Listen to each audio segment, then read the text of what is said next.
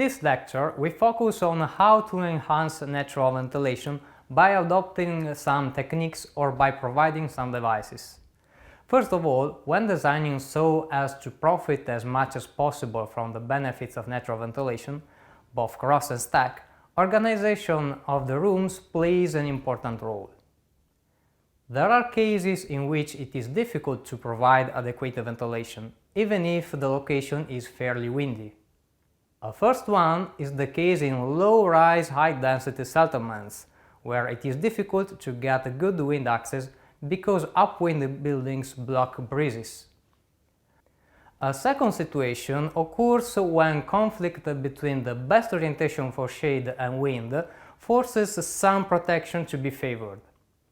Also, it may happen that the shape of the plot does not allow the building to be oriented to take advantage of the prevailing wind directions.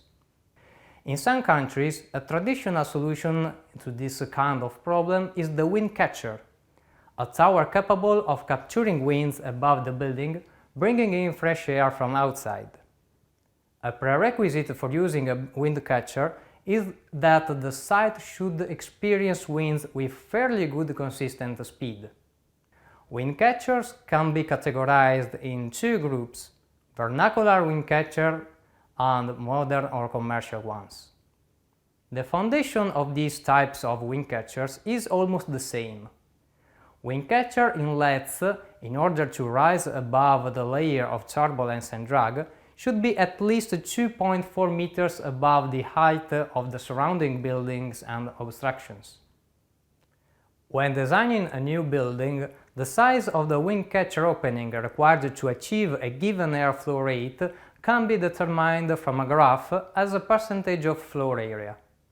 As we can see here, one can enter the design wind speed on the vertical axis of the graph, move horizontally until the curve of the required ventilation airflow rate is intercepted, then drop to the horizontal axis to read the size of inlet as a percentage of floor area.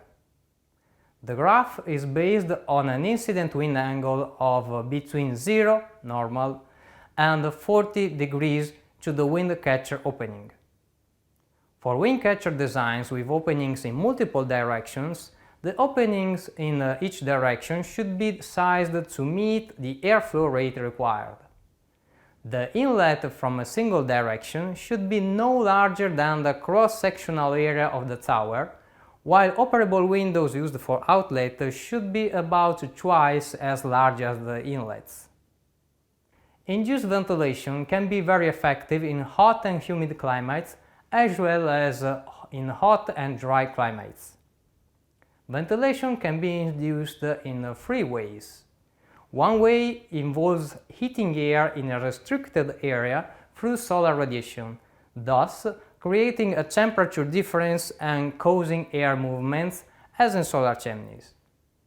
The draft causes a hot air to rise and escape outdoors, drawing in cooler air and thereby causing cooling. The second way exploits wind velocity either by channeling the airflow inside or by creating depression with a rotating device moved by wind to extract air from the building. The third way exploits the Venturi effect, where air is extracted from the building because of the low pressure created by the wind on top of a shaft. In windy areas, it could be an effective alternative to wind catchers. At this point, let's summarize some recommendations for best exploiting natural ventilation. The building should be oriented to maximize surface exposure to prevailing winds. However, a building does not necessarily need to be oriented perpendicular to the prevailing wind. It may be oriented to any convenient angle between 0 and 30 degrees without losing any beneficial aspects of the breeze. In the orientation of the building and in sizing the windows, the different needs according to the climate have to be considered. Day ventilation in a hot humid climate, night ventilation in a hot arid climate with significant daily temperature variation, moderate ventilation in a cool upland climate. Rising the building on stilts is an advantage. It catches more wind. Hedges and shrubs deflect air away from the inlet openings and cause a reduction in the air motion. These should not be planted inside a distance of about 8 meters from the building because the induced air motion is reduced to a minimum in that case. However, air motion in the leeward part of the building can be enhanced by planting low hedges at a distance of 2 meters from the building. Trees with large foliage mass with trunks bare of branches up to the top the level of the window deflect the outdoor wind downwards and promote air motion in the leeward portion of the buildings.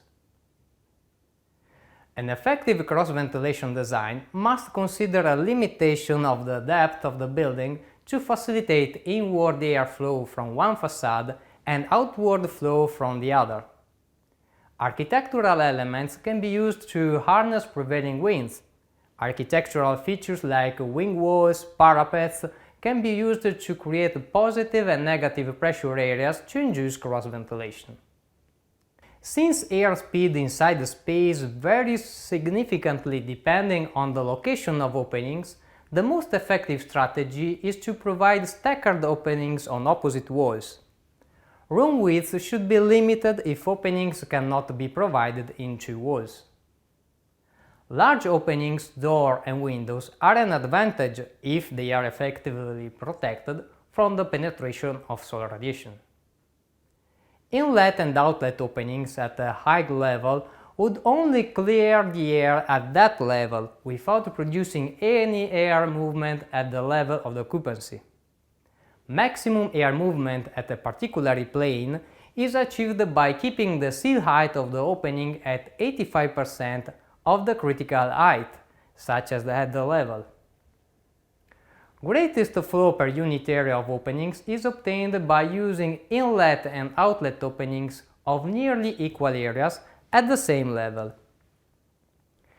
In rooms of normal size which have identical windows on opposite walls, the average indoor airspeed rises rapidly by increasing the width of the window by up to 2/3 of the wall width. Beyond that, the increase in indoor airspeed is less effective. In the case of rooms with only one wall exposed to outside, provision of 2 windows on that wall is preferred to a single window. A single side window opening can ventilate a space up to a depth of 6–7 meters. With cross ventilation, a depth up to 15 meters may be naturally ventilated. Integration with atrium or chimney to increase the stack effect can also ventilate deeper plan spaces.